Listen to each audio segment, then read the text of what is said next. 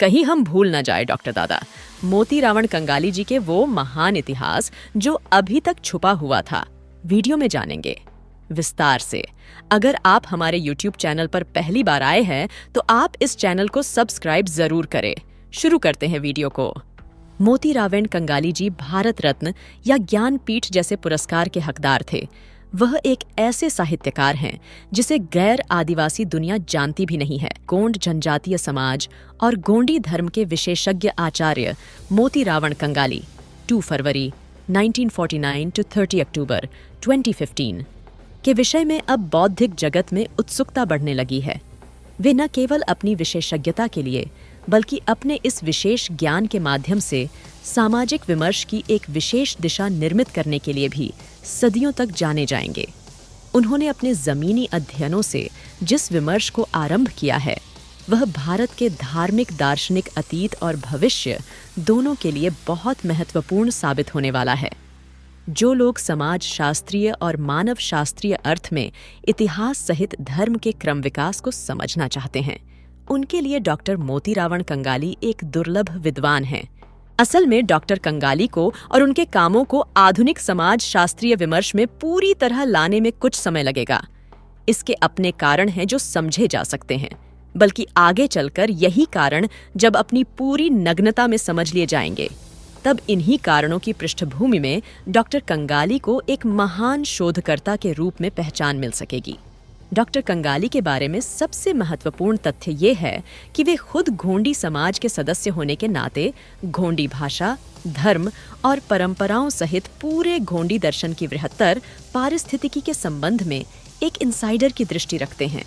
Doctor कंगाली या उनके कामों से जुड़े गोंडी जनजातीय समाज के बारे में जब भी बात होगी तो वह बात अनिवार्य रूप से इन असुरक्षाओं और इनके गर्भ से जन्म लेने वाले विशेष आग्रहों और दुराग्रहों को उनकी नग्नता में उजागर करती चलेगी। यह एक अनिवार्यता है, इससे अन्यथा कोई उपाय ही नहीं है। इस प्रक्रिया को इतना निर्मम और कष्टपूर्ण होना ही चाहिए। इसके अलावा एक ईमानदार विमर्श का इस पक्षपात से भरे समाज में जमीन तक उतारने का अन्य कोई मार्ग ही नहीं है। यह एक निर्णय पूर्वक अमल में लाई गई रणनीति रही है। इस षड्यंत्र को इसकी मौलिक प्रेरणाओं सहित और इन प्रेरणाओं को आकार देने वाली असुरक्षाओं के सहित भी देखना होगा। तभी हम समझ पाएंगे कि इतने लंबे इतिहास में भारत में समाज शास्त्र क्यों नहीं पैदा हो सका।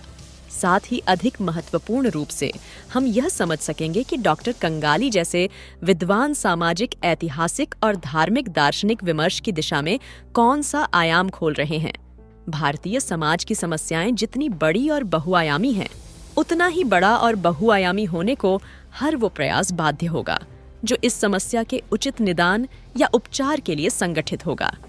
इसीलिए डॉक्टर कंगाली के विराट अध्ययन को हम चरण दर चरण समझने का प्रयास करेंगे। वे सीधे सीधे भारतीय समाज की विशिष्ट समस्याओं की तरफ एक दार्शनिक या समाज शास्त्रीय अंदाज में इशारा नहीं करते हैं। वह उनका विषय भी नहीं है।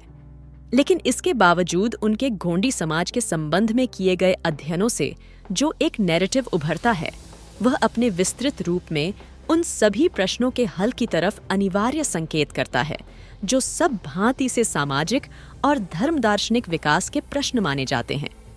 उनकी खोजें और अनुवाद जिस ढंग से और जिस दिशा में गए हैं, वे काल के तीनों आयाम में एक सुसंगत और तर्कपूर्ण विमर्श का द्वार खोलती हैं।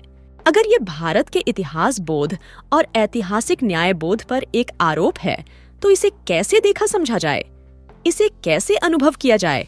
इसका बहुत सीधा सा उत्तर है। इसका पता लगाने का एक सूत्र है। यह खोज की जाए कि प्रचलित धर्म, कर्मकांड और धर्म या संस्कृति के प्रयास पूर्वक प्रचारित इतिहास में बहुसंख्यक जनता की मान्यताओं और जीवन दर्शन का कितना और किस रूप में प्रतिनिधित्व हो रहा है। इस एक सूत्र से हम जान पाएंगे कि एक कमजोर इतिहास बोध ने न सिर्फ एक कमजोर धर्म बोध व न्याय बोध के गर्भ से जन्म लिया है, बल्कि हम ये भी देख सकेंगे कि इन कमजोरियों ने मिलकर इस खंडित और दिशाहीन समाज की रचना कैसे की है।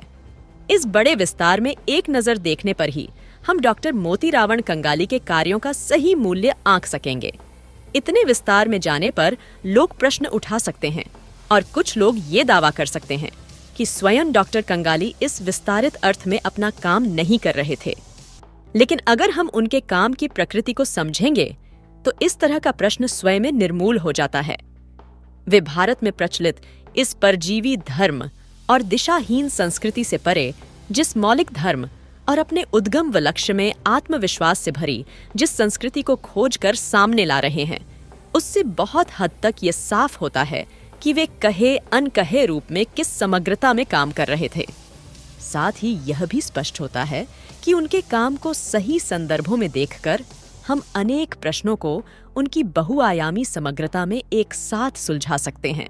मैं उम्मीद करती हूँ कि आपको डॉक्टर मोतीरावण कंगाली जी के बारे में जानकर अच्छा लगा होगा। मिलते हैं फिर नए वीडियो में।